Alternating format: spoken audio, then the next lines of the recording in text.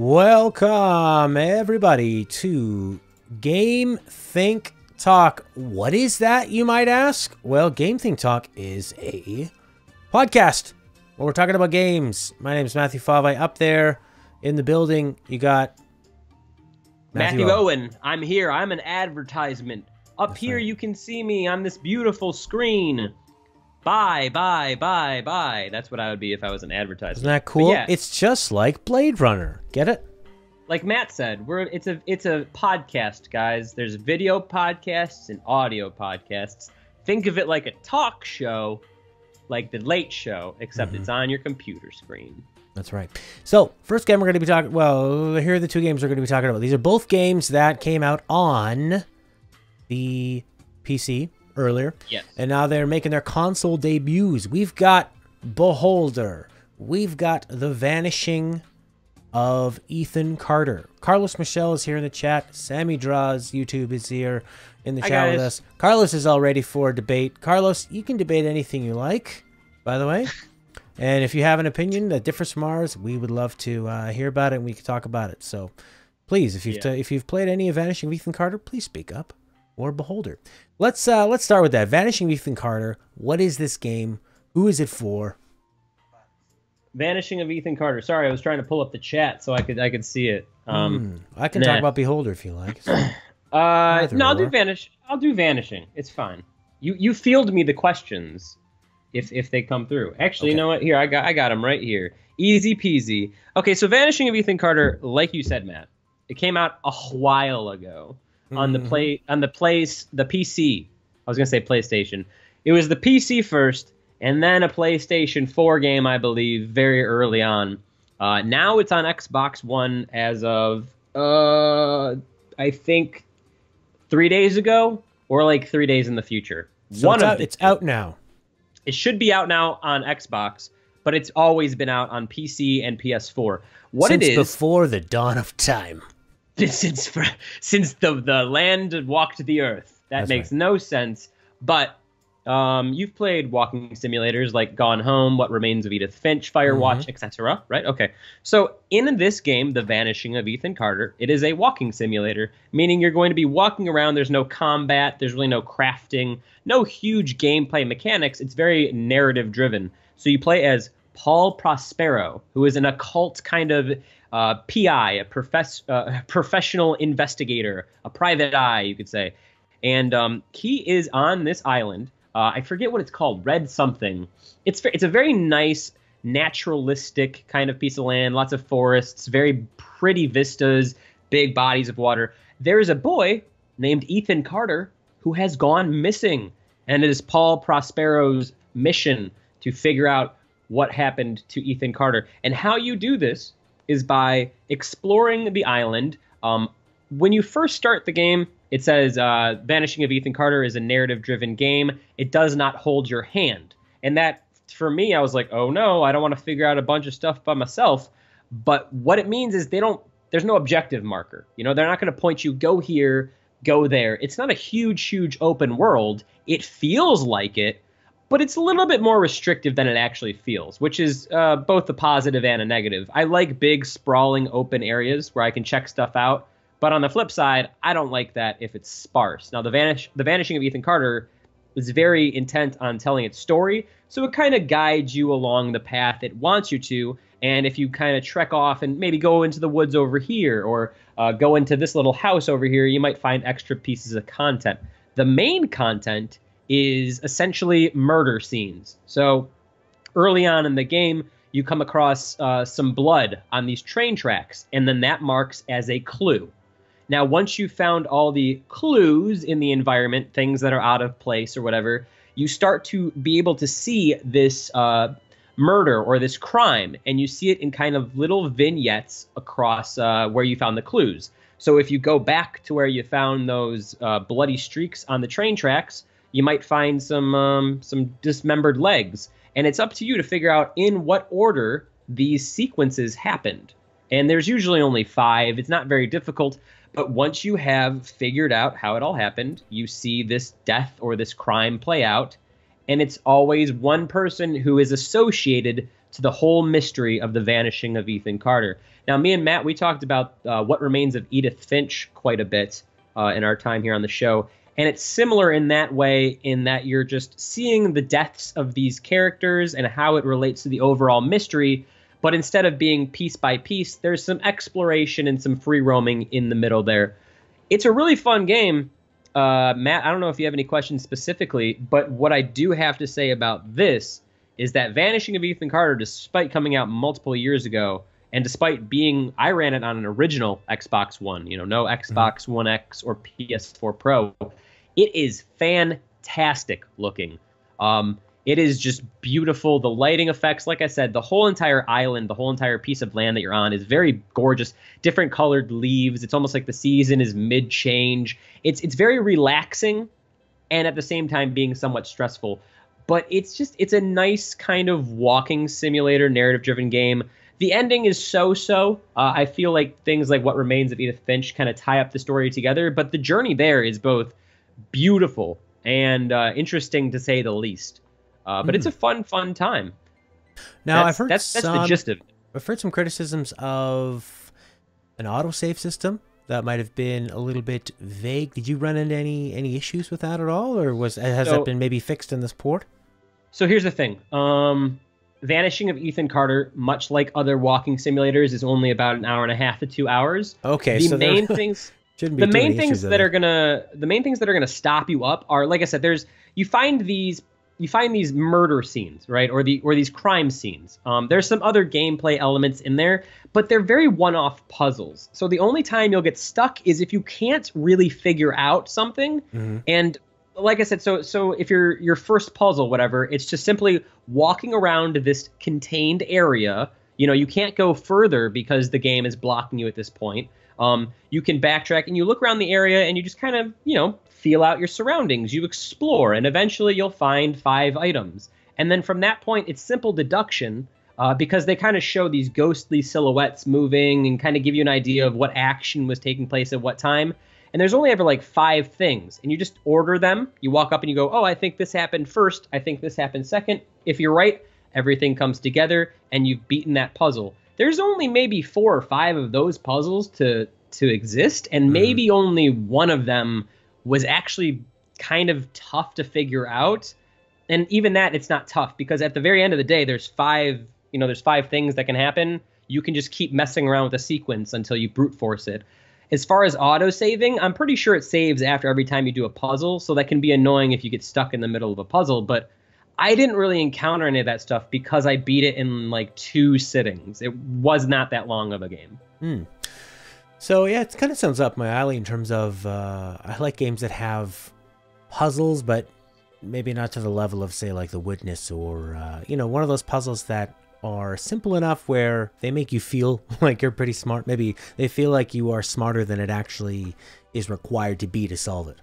I will say the latter feeling, like, ooh, I really figured it out. It didn't quite hit me. It's kind of, oh, I know more about. It's more exploration than it is puzzle.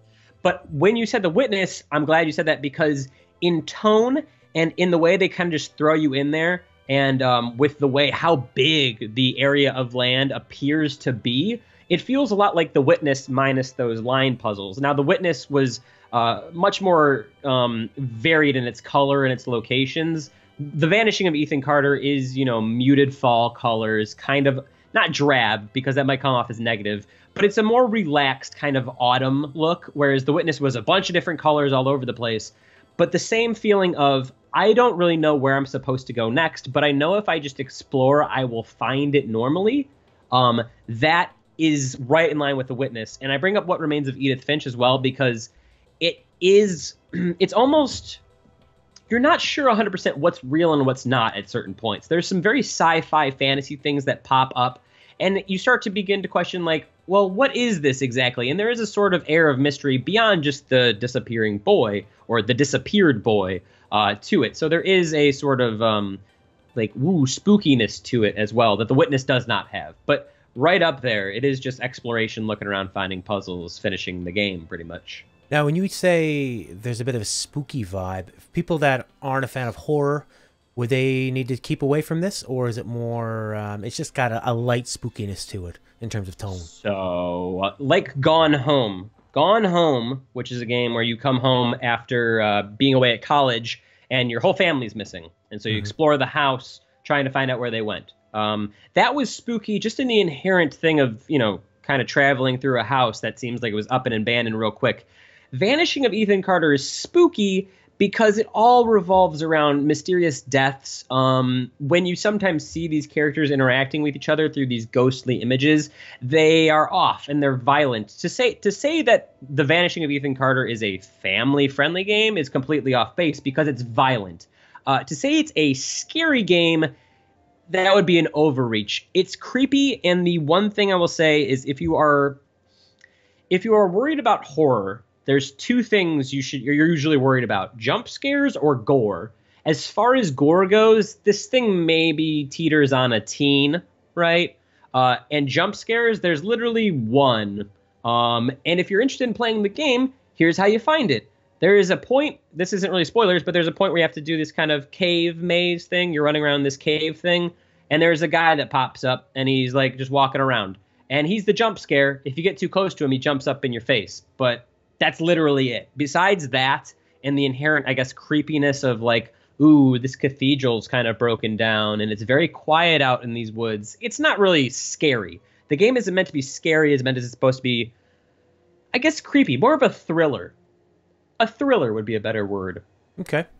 All right. So overall, people that have enjoyed walking simulators, that don't mind a little bit of creep, want a nice, beautiful world to explore around. I flashed up a quick image for people. Yes. I'll show it again. It's of some sort of like railway track. It says rail car, question marks everywhere. Okay. So that's what happens. What that is you finding a clue. You have looked at something, and once you find something and it starts doing that, like rail car or rock or whatever, that means it's a clue, and it's now up to you. You found one of the 5 things that will instigate that sequence thing. But I don't know how good things look. I posted a few pictures on Instagram and stuff like that, but just standing in one place and taking a screenshot and looking at that image back, you know how sometimes in game magazines or on websites, they'll have preview articles and they have these really flashy images that make the game look absolutely beautiful, but then you play them and they're not that great. Vanishing of Ethan Carter is the opposite of that. Vanishing of Ethan Carter looks just as good in motion that it does in still screenshots. So if you Google search Vanishing of Ethan Carter on your own and you find some crazy beautiful vistas of, a beautiful lake and the sun setting, that stuff is in-game. It's constant. It's beautiful. If there is one thing about this game that resonated with me the most, it is the visuals. By far, it is an achievement, and that's to say the least. Wow. So, sounds highly recommended from you? Yeah. Just understand it's a short game. I don't know exactly how much it costs on Xbox right now. I wouldn't pay more than $15 for it. But if it's something that if you really like the walking sim genre and you're looking for something new, you just got off of Gone Home or What Remains of Edith Finch, and you want to scratch that itch, $20 will probably seem fine for you. That's how much it is. Know on PC, when a Steam sale comes around, if you have a PC to run it, it'll probably be like $5 or $6. It's one of those games that goes on sale, but definitely worth at least $20 if you like the genre, for sure. There you go. Isabel in our chat said it was good timing for her because she was thinking of picking up that game. So, Isabel, if you have any other questions about that, please feel free to ask them, and then we'll answer. Also, we have Carlos Michael really wanting us to answer a pretty interesting question. We'll do at the end of the episode. He wants to know who we think would win out of a character from Undertale versus a certain character from Final Fantasy 13. So we'll leave that to the end. Okay, cool. So first, Matt, tell me about Beholder. So Unless Beholder is I'll put up an image here for people to see. Beholder is a side-scrolling multi-level interface, much like This War of Mine, if you're familiar with that. It kind of feels like Papers, Please, where you are in some sort of totalitarian communist government. You are put in a position to do a job that maybe it doesn't always feel like you're doing the right thing, but you're doing the right thing for your family. So you live in this apartment building, you manage your money, and the whole point is that people move into it and you're the super. You go into their apartment, you can install secret cameras. Those cameras let you see what they're doing. You can also look through keyholes, but you can't be caught while you're spying on them. The government is constantly giving you instructions. They want you to investigate people and find out if they're doing anything wrong. When they do something wrong, you report it in. And then you get rewarded for that. You use that money to buy things for your family, et cetera, and it goes on. And you can, the loop is you can use the money to add additional rooms to this apartment building and that kind of thing. So it does a really great job. First off, it's a really fun premise. Spying on these people and setting up the cameras is very intuitive. You know, sometimes you start up a new game and you're like hit with 5 pages of all the different mechanics. Everything feels very intuitive, and it's very easy to, it was very easy for me to figure out and get started. It also does a great job of laying out what you need to be doing in terms of the your quests, and the goals are very easily laid out, what you need to do, that breadcrumb, and then how you get your money. One thing I found was there's very, very little challenge for the first long while in the game. And that's something like, I played maybe the first quarter of it, and I thought it was a really good idea, a really good premise, but I really wanted to see more struggle. See, when you're in a game, when you're trying to deal with money and economics, in Papers, Please, for example, you never have enough money. You know, you need to pay for your rent, your food, uncle whatever needs medicine, and then you might need to buy a present for Christmas, right? But you never have enough, so you're constantly racing the clock trying to get that more money. In this one, I was spoiled with money throughout the beginning, and then when I had money, I thought, oh, I want to go buy a chocolate bar from the merchant. I bought that. I wanted to give that to my little starving daughter. Oh, the whole family's hungry and they're sad, and she likes candy. The game told me she likes candy. Here's the chocolate. I couldn't find a way to give her the frickin' chocolate. And that part, that part was a little bit frustrating, because it just felt like I didn't know what to do with these items, and maybe that comes up later. But first off, those are just the few cracks that I found within it. Overall, it's a great premise. It's very intuitive. I will keep playing it. If you are into any kind of a simulation style of a game, if it also has a lot of dark sort of storytelling, it's a lot of short stories. Basically, someone moves in here, they're trying. What are they up to? Are they working for the government? Are they not? The government is also constantly handing out these decrees, much like Papers, Please, where every new day there was a new rule. It's the same thing. It's like, now you can't have this, you can't like sell apples. There's a newspaper that comes out, and on the one side of it has the news that is spread from the government, and on the back side of it there's taped sort of underground, here's what's really going on, the resistance is sending their news. So it's got an interesting world, interesting lore, it feels great, and if you're into that, I would give it a chance. Yeah, what do you think, Matt? It sounds like, as you describe the different mechanics, it sounds a lot like Papers, Please, but with a more gameplay centric kind of thing. Like you said, micromanaging different kind of things. That's a question I have for you. You talked briefly on the story and why you're there as a character. Papers, Please, and sorry, we keep making this comparison. If you've never played Papers, Please, you really should. Mm-hmm. Papers, Please is very much trying to be commentary on immigration and how those things are changed, and the bureaucracy and the red tape of human lives in the balance.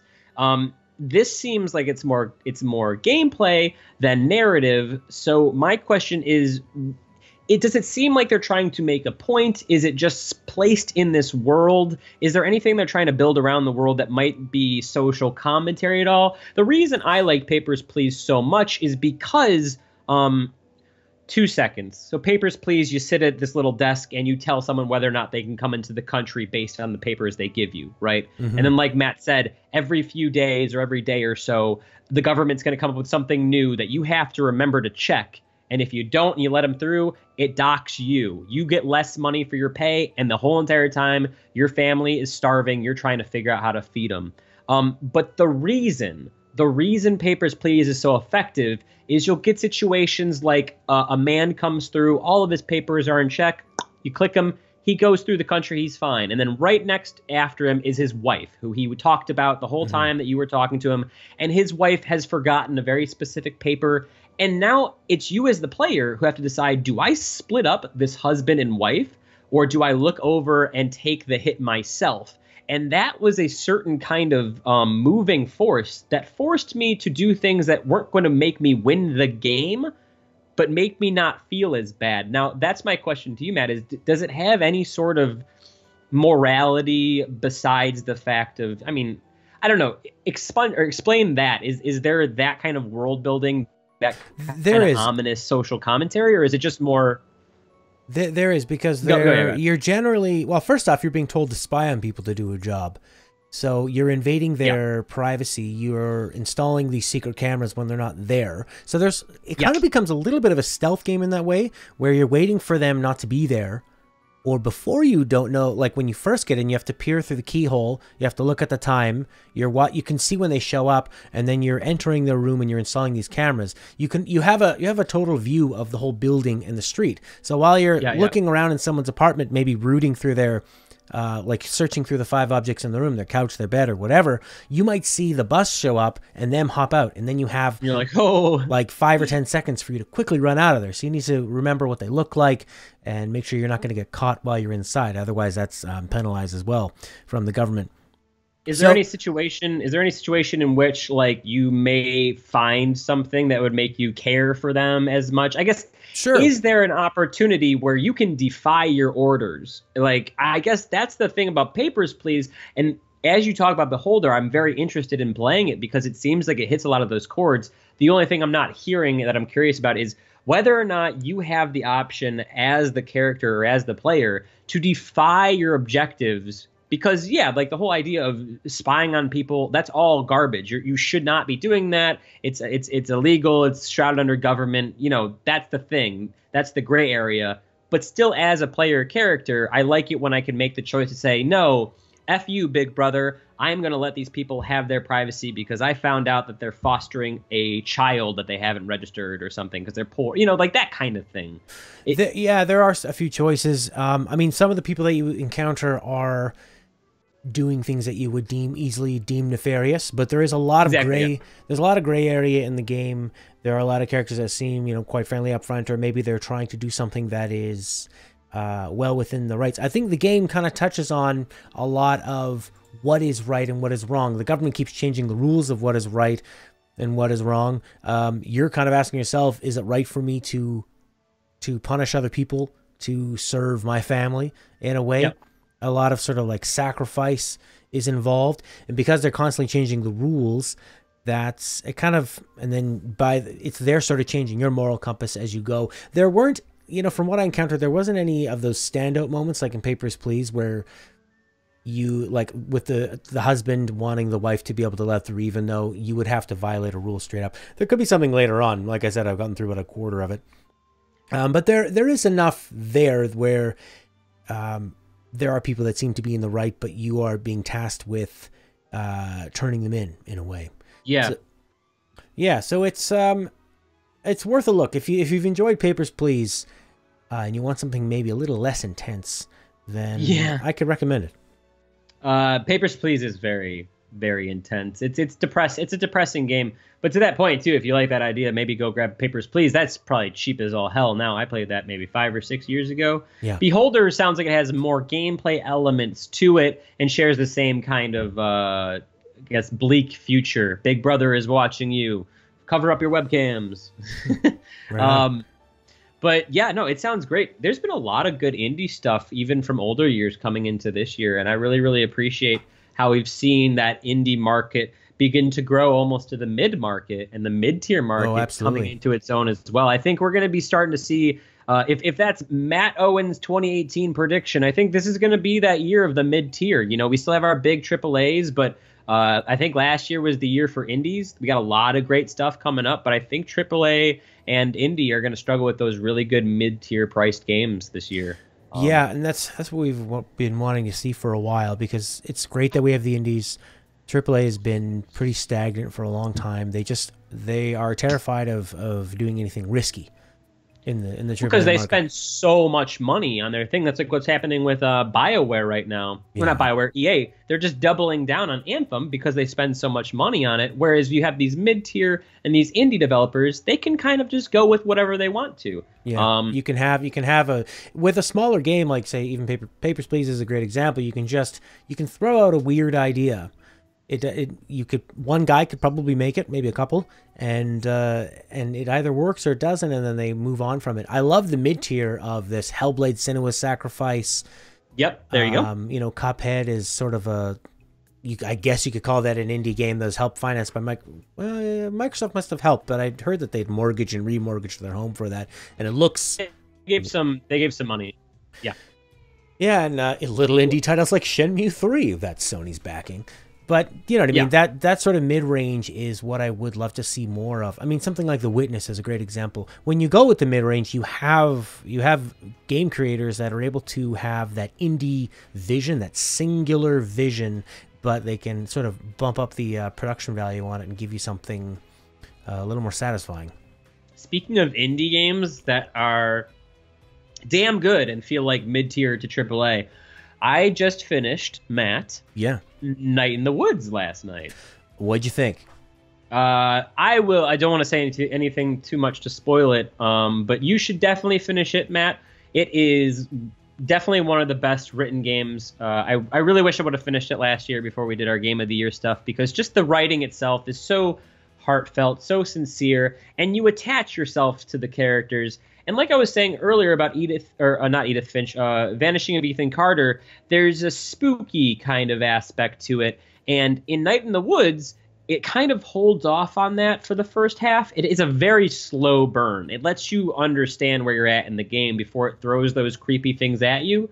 And I'm being a little bit vague, just, you know, for purpose of being vague. It's really cool, cartoony animal people.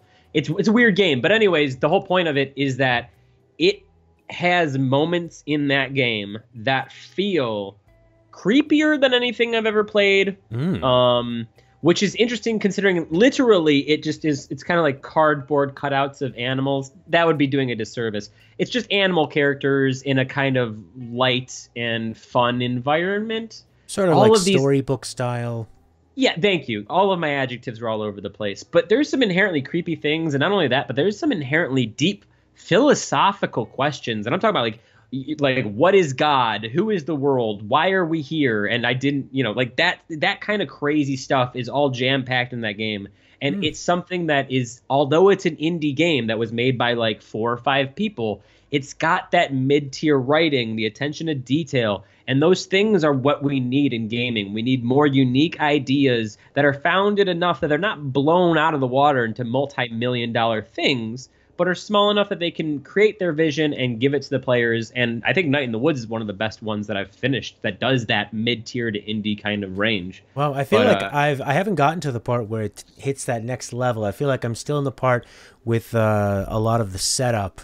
And I've been really impressed with the setup so far. You know, even from the opening title screen and the song, I had a feeling this game was going to be good. You can usually tell. It's like when you're watching a movie, the first few frames, the cinematography, a good media has a cohesive tone and a confident swagger to it. And this game definitely did. And I love the writing because it felt very realistic. It felt like those sort of mid-20s blues you have where when you're 18 and you're becoming an adult, you have been told your whole life you're going to be special and you're ready to rock it out into the world. And as you get older and maybe some of your dreams start fading out of view, you get hit.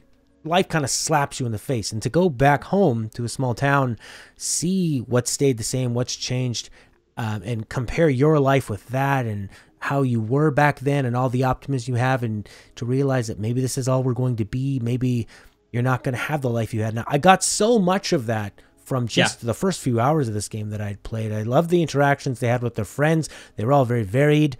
They're not afraid to make the main character not super likable, but I feel like they're not unlikable in the sense to just be cool and obnoxious, and it's like a Sega mascot or something. It's just, that's how this person would be. This person is obviously on the downturn, and they're acting accordingly.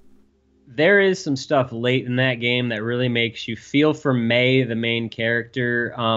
The one thing I'll say about it before we move on to this fun little character debate thing, it's hard to put into words because it's something that our generation, me and you, Matt, and then younger generations will understand, but older may not. There's a kind of inherent, God, it's so hard to describe. There's a tone that you can infer from somebody typing something over text, right? Like if you get an OK completely spelled out versus ... K, like that means something different to us, okay? Like when you use a lot of letters instead of just, like YEA, YEAH is yeah, versus all the letters is yeah. They use that really well in almost every kind of tone. It's a game that uses our ability to infer tone from text to accurately kind of show how these characters are feeling. And I mean, it's just the writing is fantastic. It is truly something to behold. And if, like I said, if you're a fan of, somewhat cutesy things that are going to really hit home, especially if you're struggling in your life or trying to find your place, you're in that early 20s, late teens, well, whatever age kind of funk where you're trying to figure out where you want to be in life. A Night in the Woods is your love letter. That is the game that you should play. I just wanted to praise it more because I just finished it and I realized that it was my fault for not finishing it last year when I could have given it an award for something. Real quick, I had also picked up Read Only Memories 2064 on the PS4. Good. It was super cheap. I thought, cyberpunk, visual novel, inspired by Snatcher? Sign me up. Started playing it. Really, really bounced off it hard. Unfortunate. Yeah. I was all ready to love this game. Maybe I had too high expectations, but it's really slow to get going. There's long monologues with the first character that you meet, and when you get to the first scene, you start investigating. It's not. I had some issues playing it on a controller as opposed to a keyboard and mouse, where there was an item that I could not. I went through every item on the. Well, I thought I had gone through every item on a screen. It's one of those, click on all the items and find it, and then solve the puzzle, right, and push it forward. So that was really frustrating. And then once I had to look at a walkthrough, and I realized, oh my God, there's the little item. Got through. That was somewhat interesting. Went downtown, went to a bar. Thought, yeah, cool, cyberpunk bar. Gonna talk to some people, and all of a sudden you're confronted with this character, and this character is like a DNA hybrid. It's like a half animal, half human. Okay. And it was so heavy-handed with I'm different, and it's okay, and I hate everybody that is against me for being different in terms of kind of like gender identification. It felt like it was calling a lot with that stuff, but it was just so over the head. And then the next character I met was they were all just so uninteresting to me. And like when I thought back about my first playthrough of Snatcher, which is what it's inspired by. This is a game made by Hideo Kojima for the Sega CD. It's a visual novel cyberpunk thing. It rips off Blade Runner, Terminator, Invasion of the Body Snatchers. It's a great game. That's the Japanese style. They rip off all the good stuff. That game, as soon as you come in there, your main character is spoken, lets you know his character. You talk to the girl at the front desk. She sets the tone. You meet the police chief. You meet an engineer. You meet a robot. This is all within like the first 40 minutes of Snatcher. And this game just took maybe it gets a lot better deeper on, but it was just not enough interesting things happened in the first like 2 hours. Plus hitting me over the head with the I don't know, the political stuff was I just couldn't handle it. We have a question here from Isabel relating to Vanishing of Ethan Carter. She says, from what I've seen from the trailers, it looks open world and not very linear. Is that true? Because Everybody's Gone to the Rapture had similar gameplay, and I didn't find it as immersive. So Everybody Who Rapture, I thought was fun, but not as fun because you moved so dang slow. Everybody's Gone to the Rapture also was somewhat open world because it lets you kind of go through this town, right? And you could kind of just go at your own pace, and you were kind of figuring out these people's lives, and you followed them through the town. Now, Vanishing of Ethan Carter seems open world because that's what they want you to think. I mean, this might be a little bit like Through the Veil kind of thing, but when you enter the game, you see all these areas and everything feels very open. Like if I want to walk into those woods, I can walk through those woods and it'll take me 10 minutes and I'll get to the other side. The thing is, they have very smartly put up rocks and other things that will block your path. So more or less, without spoiling the mystery, I'll give you an idea of what the first hour is exploration-wise. You have a area that maybe will take you a minute to walk from one end to the other, and that's your beginning area. And then once you push through, the first murder area covers it took me maybe 5 minutes to figure out. It's to walk from one end to the area to the other before they block you from progressing, maybe 45 seconds. And then the next area after that, there's a big open woods section, which you can walk around in and find some stuff. But the next thing it points you to is a big bridge that leads you over to the next area. And then everything before that, that's where it's at. You know, it's just those contained areas. And that's what I mean by not open world. It's kind of segmented into different things. And it doesn't feel overwhelming. It doesn't feel like, oh, I'm going to lose myself here. You always seem to be having a purpose. And most importantly, it always seems like you'll never get lost. You'll find something to do, or you'll find something that's going to give you more story. There's also some dialogue that's leading you. The walking speed is not atrocious, which is another great thing. Nothing is worse than a walking simulator that literally makes you walk. Like that's not Everybody's fun. Gone to the Rapture was like a strolling simulator. It was like hanging out with your grandma. Video games should always let you walk like faster than is what is realistic. Yes, because no gamer will be like, oh no, I could move around the world too fast. I played Everybody's Gone to the Rapture and stopped after I think I figured out the first like 1 or 2 people, because it just wasn't fun to walk around the world. It was too slow. It wasn't as it was pretty, but it wasn't like it's not beautiful. The Vanishing of Ethan Carter takes place in this very, very forested area of land. I think it's called Red Creek Valley or Red something Valley. But it's just very beautiful, and it's kind of like the place has gone to crap. You can see some houses are rotting out and stuff like that, and it's good. It's open. It's hard to describe, but it's a game that is not linear. It's like semi-linear.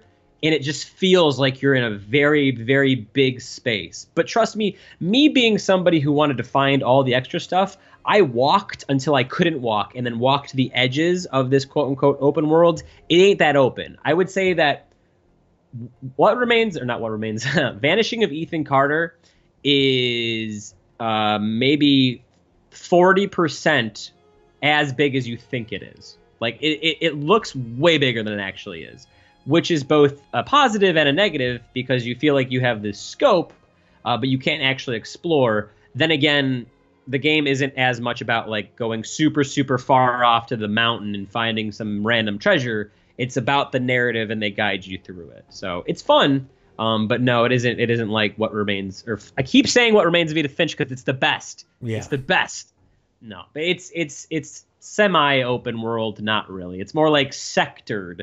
You find the crime scene in the first one, you'll never have to go back there once you're done. Mm-hmm. You know, then the second, you just move through the game at a brisk pace and you have a good time. Don't worry. If you played yeah. If you played Everyone's Gone to the Rapture and that turned you off of this, don't worry, because I also didn't like Everyone's Gone to the Rapture. So. All right. So Isabel had said, that sounds better. I just found it so easy to get lost and Everybody's Gone to the Rapture, and you didn't always know how to progress. I mean, I think with linear, you can have games that are open. For example, an RPG that is super linear allows them to maintain the momentum of the story and control the pacing of the story. You can have many other things be open. What weapons you use, the strategies you use, the abilities, all that crap, right? But it's really okay sometimes to just funnel people through so you can control the story. I have a better hold on it now. Everyone's Gone to the Rapture, like you said, it's hard to figure out where you're supposed to go. And Vanishing of Ethan Carter likes to say the same thing. They're not going to hold your hand. But the thing is, as soon as you find one item, like I said, as soon as you find that first, the rail car thing, you now understand that, okay, you have entered a puzzle segment kind of thing. So you're going to find 4 or 5 things and you're going to do that. It anytime you find a singular thing of interest, it's usually pointed to some vignette, some sort of small puzzle, or just one of the 5 or 6, crime things you're supposed to do. Everyone's Gone to the Rapture didn't like to guide the player at all, not in story, not in objective markers, and not in, I guess, the normal way you would like to kind of funnel your player through the interesting content. Vanishing of Ethan Carter makes it so it feels natural when you're finding things, not difficult. Like I said, I was also worried about getting lost, and I just decided to start walking in direction and found that I was met by a bunch of conveniently shaped rocks that I couldn't get past, about, just past the tree line. So there's a lot of invisible walls in this game. It just doesn't seem like it is because it's so well put together. Sure. Trust me, it's a fun time. Isabel had said Dear Esther had the same problem with non-linear gameplay in her opinion, and she also wanted to ask if the puzzles all relate to the crime scene as well. I don't know if that's a spoiler. I hate Dear Esther. I don't like that game at all. I'm sorry, because the devs gave me that game one time. I don't think they're watching this, but I think that game is super, super boring and not interesting at all. And the storyline is not cool. And is that the one where the guy wanders along the like a beach and a shore, and it's just constant narration? Yeah, I wasn't a big walk fan of that the either. shack. You also walk super, super slow. Yeah. No, it's nothing like Dear Esther. Here's the thing. So the crime scenes, like I said, it's you find 5 clues, and then once you have found the clues, it shows you'll go back to where you find the clues, and then it'll show you like kind of a ghostly image of somebody, and then you kind of put those in order of how you think this scene played out. There's like 5 or 6 of those, and then I won't spoil any of the other stuff, but there's a few smaller puzzles. It's hard to call them puzzles because it's just more or less something like you just kind of play around with for a bit, and then eventually you'll get some story piece to it. It's not a difficult game. It's not a game you're going to scratch your head against. It's a game I started not knowing how long it was, and then beat it and got all the achievements in under 2 hours or 3 hours, and was like, I'm very happy with this time I spent with the game. And if you've played Dear Esther and you did not like it, and you played Everyone's Gone to the Rapture and you did not like it, then you are in the same boat as me. I did not like those other 2 games, and I liked this one. So, yeah. I mean, it sounds like your and my opinions, Isabel, match up pretty well. So, okay, give it a try. We also had Jeremy B stop by. Welcome, Jeremy B, one of our great patrons, of course. So, Isabel, feel free to fire off any other questions you had or opinions on that. Corey's saying, how come you ain't on a big screen like Matt? Also, hi, he just woke up. Well, I couldn't find one for me to fit into, so I'm just going to be out front. I'm reporting here on the scene in Shibuya, Tokyo. There are a lot of people. We have a chat window flying down from space, it appears, and a man up in the building, apparently doing an imitation of Blade Runner and dancing. So, here's the big showdown. Now, Carlos Michel wanted us to debate... this is a question he threw out there. Wanted us to debate who would win in a fight, Asriel Dreamer from Undertale or Lightning Farron from Final Fantasy XIII. Now, I have not finished Undertale. So what I'm going to do is I'm going to explain who Asriel Dreamer is, but I just want to get a visual. To explain who Asriel Dreamer is, or them, will spoil the second or third ending. I'm looking. No, so yeah, the second. It'll spoil one of the second endings. If we're going to talk about it. We're going to talk about it. Okay, yeah. No, I just spoiled it for myself, but that's fine. Isabel saying, just like typical video game puzzles, like find the key or solve this riddle, but it sounds really great from what you're saying. Yeah, it's a nice little stroll. It's nothing that's gonna scratch your head. You're not gonna be like, well, how do I have to get this? And there's not a lot of items either. You don't have to like find a key to unlock a door or anything. It's kind of just, okay, here's something to give you an idea. You enter a house and you walk through a door, and then you realize that you just walked through the same door you came through. And then you start to realize that if you walk through different doors, they'll take you to different places in the house. But it's not how it actually seems. Okay. So it's almost like finding a maze through this weird kind of dimensional house. Now, that is not telling you what it actually is, just But it's that kind of cool thing. So it's more like exploration. You're never going to have to pixel hunt. You're never going to have to figure out anything that's too... It's just easy. It's fun. It's laid back. I'm kind of upset that I spoiled that Undertale thing from me, but there is a study that says if you know spoilers, you might enjoy the story more, so that might be a thing. There you go. Yes. For those, maybe we won't spoil it for anyone else. And we'll just say that Asriel Dreamer, for those that know, is a very powerful... Well, are they?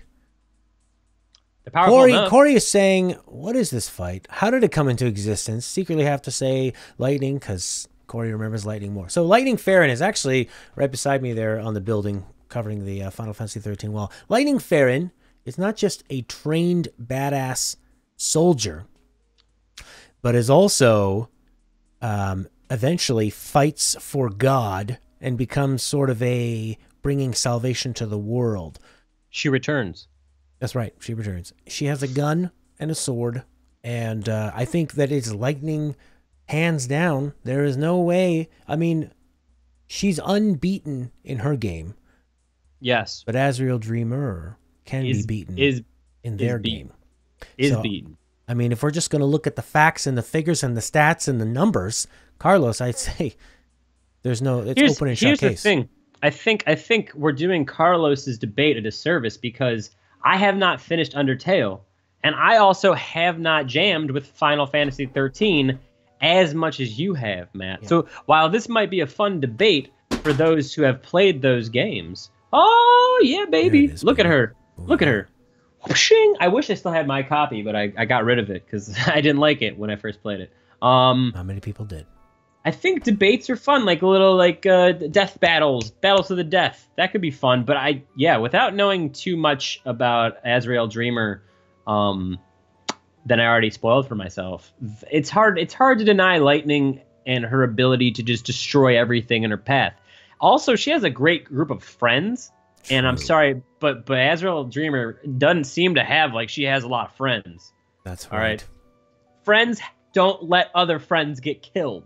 That's right. You always have your crew. And as we've seen now from the end of basically every JRPG, hope and love and friendship always wins. That's a big theme of Undertale, and you get to decide which way that goes. So it's lightning, and it's easy. Now, Carlos, if you have a rebuttal to that, I'd love to hear it, but... I think Matt also just accidentally spoiled the secret to immortality. If you're about to, die, you find yourself in a death situation. Yeah. Maybe you got hit by a bow and arrow through the side of the skull, and you're about to go. Or the knee. Or if you hear...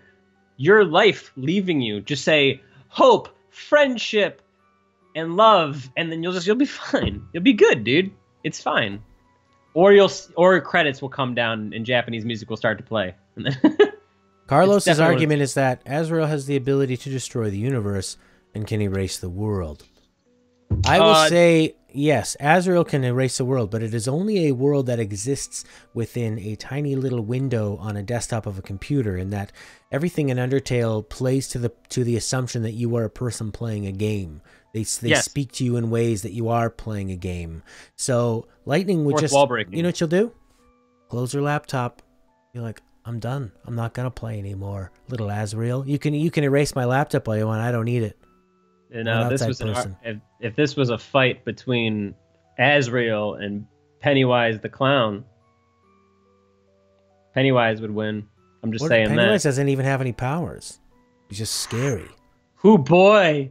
I can't wait till you see movie 2. Woo-wee! I'm not going to spoil anything about it. But based off of apparently what Asriel's greatest power is, it's got that in the bag, boy. We should do this more often. We should do this with movies, too. We'll do a versus movies. Carlos is saying that most attacks just miss Asriel. He either misses them or blocks that easily. That's fine. Lightning will fight gods and wins. She has. and always wins through different realities and universes. She loses and then just comes right back to life. Yeah. How about them apples? I don't have a horse in this way. She even exists in this world. She's a model for what is it, like Gucci or Prada? Yeah, you're right. She is. She's a model in Japan. So there's multiple copies of her all over the world. I guess the real answer is that everybody wins because we're all playing fun games. Oh God. There you go. It's... Oh God. Yeah, we should do a debate thing. Now, I'm playing Monster Hunter World coming up soon. Yes. I've been playing a lot of Red Dead Redemption as well. Get 'em Cowboy, that's a good time. So I can't believe, I mean, the amount of games that you review throughout the year, I can't believe that you would dive into a game like Red Dead Redemption. That's not just like a little mobile game to sort of free your mind as a palate cleanser. That's a whole other... Is that just kind of you being like, okay, I've reviewed so many games, I'm just going to do a game for me, and I'm going to play this gigantic world? My friend was like, hey, I'm playing Red Dead Redemption. And I was like, that's a good idea. The thing with me is I play a lot of games and I'll bounce off of them. You know, with reviews, I play them all the way through. The thing with me this week specifically is that we have Monster Hunter and Dragon Ball on Friday, a.k.a. soon. And I got to do that. So when I don't have a game that's on my docket to play, I like to just play a little thing. If I can humor you, here's the amount of games that I've beaten. These are the games that I've beaten this year. Million Onion Hotel, mobile game, right? Quick, easy. Okami HD. Now that was something that was like 50 hours, but a lot of that was in 2017. The Vanishing of Ethan Carter, like I said, 2 hours, so that's like minimal. 2 Super Nintendo beat-em-up games, which you know how long those are, like an hour or two. Pirates of the Dark Water, Ninja Warrior. The DLC for Assassin's Creed Syndicate, Jack the Ripper, which, let me tell you, if you haven't played it, you get to play as Jack the Ripper, and it's a great time. Metal Slug 2 and Night in the Woods. So, Matt, when, like, at the end of last year, when you're like, you beat 105 games this year, I've beaten 8, technically, in this month already, but they're games like Metal Slug and stuff like that. When I do pick up a game like Red Dead, I intend on beating it. It's that I just have a game in the background. You know, so like how you stream multiple games, there's some games that you don't stream that you just play for fun, you know, and it's kind of like my gig. I just play something in the background. That being said, when my buddy was like, hey, I'm playing Red Dead, I was like, now I'm going to play Red Dead for 8 hours straight by accident. So so now I've just gotten, and for anybody who doesn't know, Red Dead Redemption, big Rockstar Wild West game, the main story in that is maybe like 15 hours. So at this point, it's like maybe another 2 nights and I'm done with it. But yeah, I have no issue. I play games all the time, guys. That's my day job.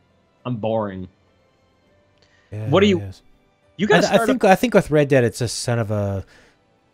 I mean, that makes sense because then it's a game you can just kind of plug into, and it's one of those... Rockstar makes these games you can just kind of meditatively kind of grind through, doing little story chunks at a time, and anytime you get bored, you can just head off into the sunset, and whereas, you know, do whatever you want and kill some pelts or something. Whereas Grand Theft Auto games are a little more like high-end. Red Dead's a bit more more evenly paced throughout. That's a thing too. When I'm not sitting up on my couch playing a game, listening to the audio, listening to the story and everything, I like to relax. And since my brain goes at 1,000,000 miles a second, I like to multitask when I'm going, like, laying down to bed. So I'll, like, put an audiobook or something in my ears or a podcast. And then I like to play games like Red Dead, things that you can just kind of explore a world at your own pace, fight things. There's not a lot of dialogue or story to pay attention to. So open world games like that have been proving to be fun for me.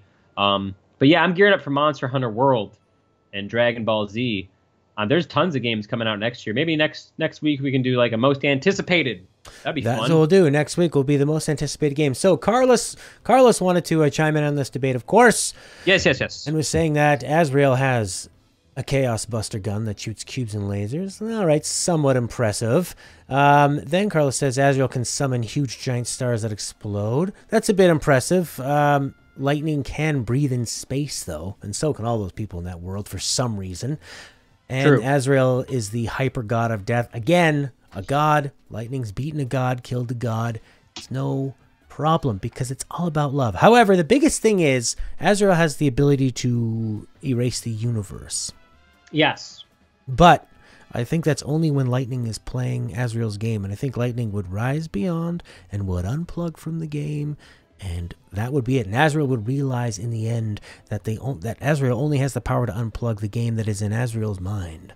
And it doesn't actually affect anyone else, and love conquers all. And that's why Lightning would win, Carlos. I guess the ultimate question is, where are they fighting? You know, because if they're fighting in Undertale, yes, then Asriel would win. If they're fighting in Final Fantasy, Lightning would win. And if they're fighting on Final Destination Fox only, Super Smash Brothers, then Fox wins. So true. That's all I got. If Lightning is fighting Asriel in Undertale, that means she's playing Undertale. She's sitting at a computer, hopefully next to me, and we're playing it, and we're live streaming it, and then she can just leave.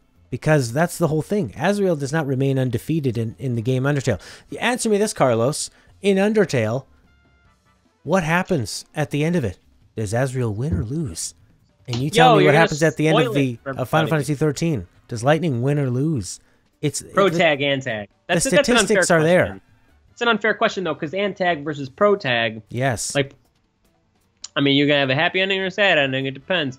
I like this idea. Thanks, Carlos. We should do more like death battles in the future. But what I think we should do is keep them closer to each other. I mean, I know Undertale and Lightning Returns are both, or 13 trilogy are both RPGs, but it's kind of unfair to put a god next to a god killer.